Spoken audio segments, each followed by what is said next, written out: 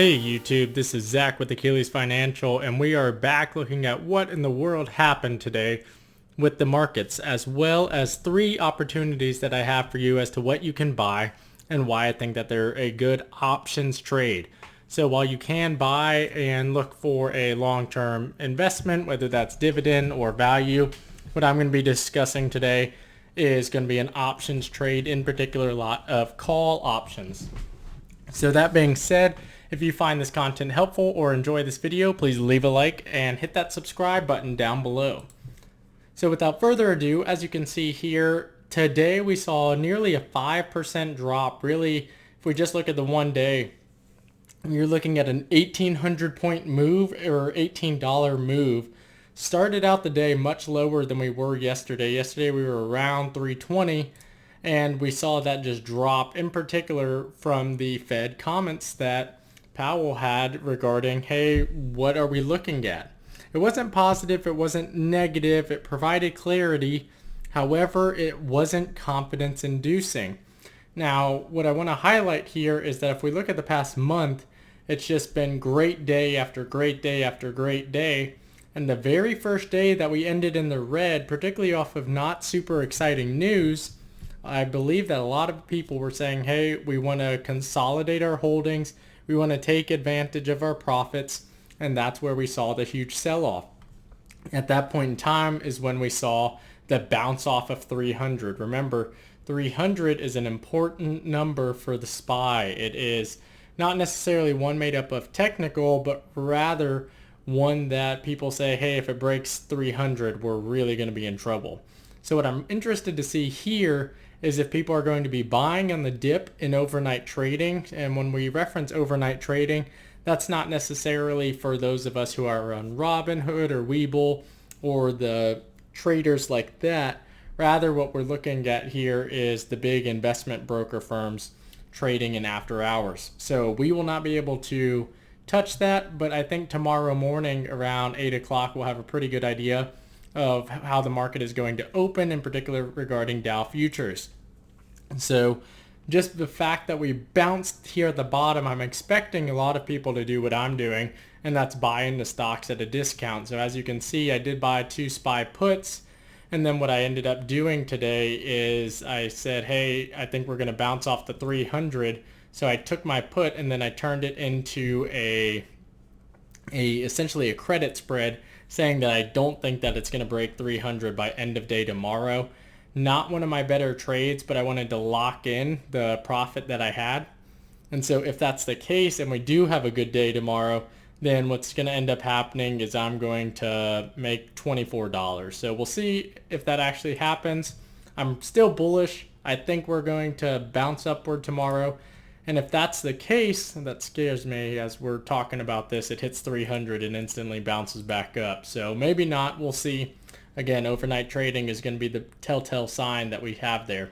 But what are some stocks that we can look at and identify as a potential winner in a long-term investment from a call perspective? So one of the ones that I picked up today, and I put a pretty heavy bet on this, is Zillow. So as you can see, I've got Zillow stock.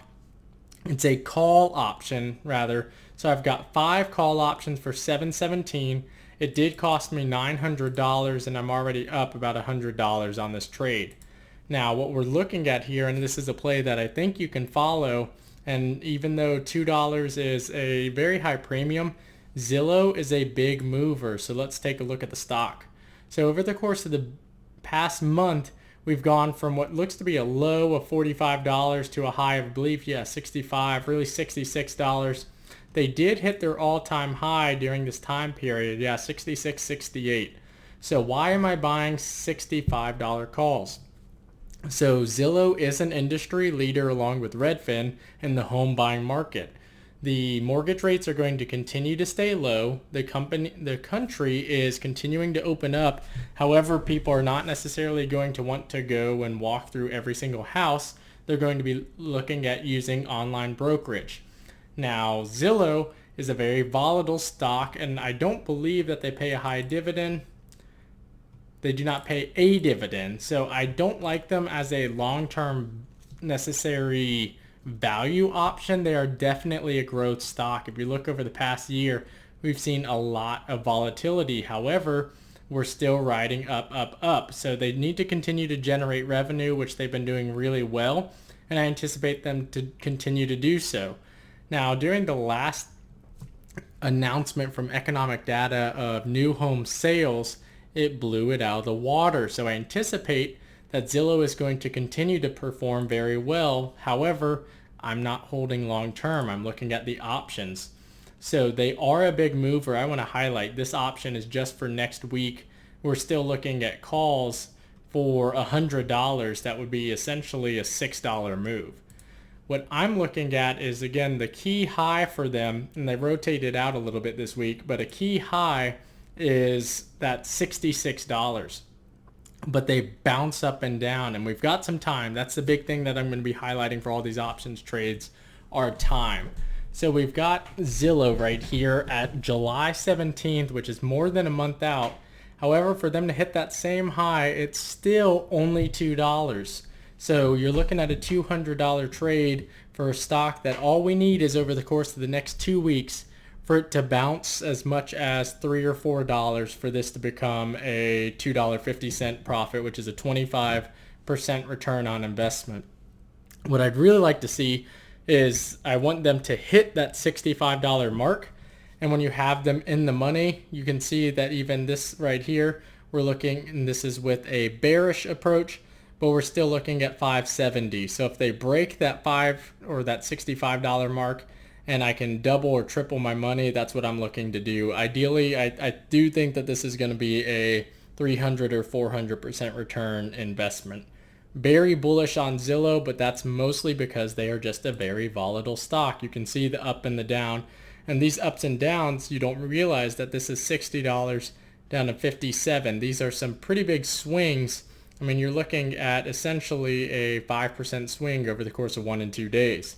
So 65, again, they just bounce up and down, but this is a technology company that is involved in real estate, and both of those industries, again, the REITs are going to rotate back in and technology is going to rotate back up. So technology, I do want to highlight the next company on my list, which is going to be NVIDIA. And we've been talking about NVIDIA all week. I've been trading it left and right. Love the stock. Company's been killing it. Look at their 1 month. So like we mentioned earlier this week, they like to trade in the range of that $50 to $60 range. However, we have a big market sell-off today. The company is still killing it. They are very profitable. They have very high revenue, and they continuously do well on earnings. So they don't have a weak point right now in terms of why they need to be going down, aside from the fact that they're a little overvalued from a fair value perspective, but most tech companies are. So this is another company that if I had the capability to add another, I don't know, $100 or 100 shares to it, I would. I just don't have $35,000 just sitting around. So great company, really big fan of it, but they have such high premiums on everything. And that's because they are a big mover. And this is, I mean, we played this twice this week and won both times. So we're looking at the exact same trades that we were looking at last week. And we're trying to, or earlier this week, and I'm looking for something. I haven't seen it yet, but what I'd like to do is grab something for 2 weeks out.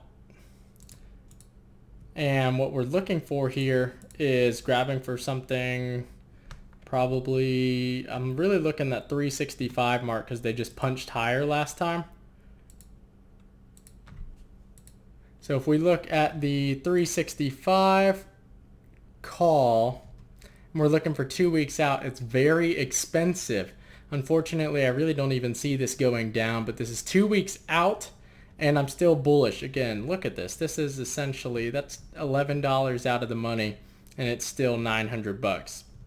But that's what I'm looking at, and I'm probably going to be making a play on that sometime tomorrow. So looking at NVIDIA, and then lastly, another stock that I've talked about. I talked about this yesterday, but I really want to be moving on this one, is Bank of America.